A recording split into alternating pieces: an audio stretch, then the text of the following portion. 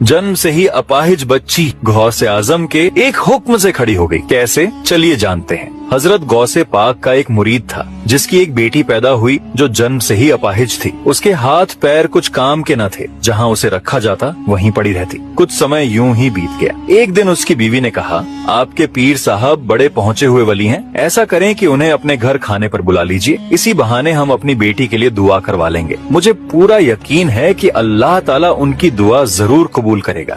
ये बात शौहर को भी पसंद आई। उसने कहा, ठीक है, मैं कल उनको को दावत के लिए बुलाऊंगा। इधर मियाँ बीवी घर में बैठकर ये बातें कर रहे थे और उधर 15 मील दूर बगदाद शरीफ में हजरत गौसे पाक रहमतुल्लाह अलैह ये सारी बातें सुन रहे थे। अगले दिन वह मुरीद बगदाद शरीफ की तरफ रवाना हुआ और सफर करके गौस पाक रहमतुल्लाह अलैह की खिदमत में हाजिर हुआ। उसने अर्ज किया, हुजूर मैं आपको दावत देने के लिए आया हूँ, आप हमारे घर तशरीफ लाएं। यह सुनकर गौस पाक ने अपना सर झुका लिया और थोड़ी देर खामोश रहे। फिर कुछ देर बाद फरमाया, ठीक है, मैं कल आ जाऊंगा, तुम जाकर तैयारी करो। मुरीद खुशी खुशी घर लौटा और अपनी बीवी से सारी बात बता दी। फिर मियाँ बीवी दोनों मिलके अच्छी अच्छी गीजा तैयार करने लगे। अगले दिन हजरत गौस पाक अपने कुछ मुरीदों के साथ उनके घर तशरीफ ले आए। घर पहुंचकर गौस पाक ने मुरीद से कहा, जो तुमने हमारे लिए तैयार किया है वो लाओ, हम खाना खाकर फिर वापस निकलेंगे। इस पर मुरीद ने क्या किया, अपनी माजूर बेटी को उठाकर गौसे पाक रहमतुल्लाह अलैह के सामने रख दिया।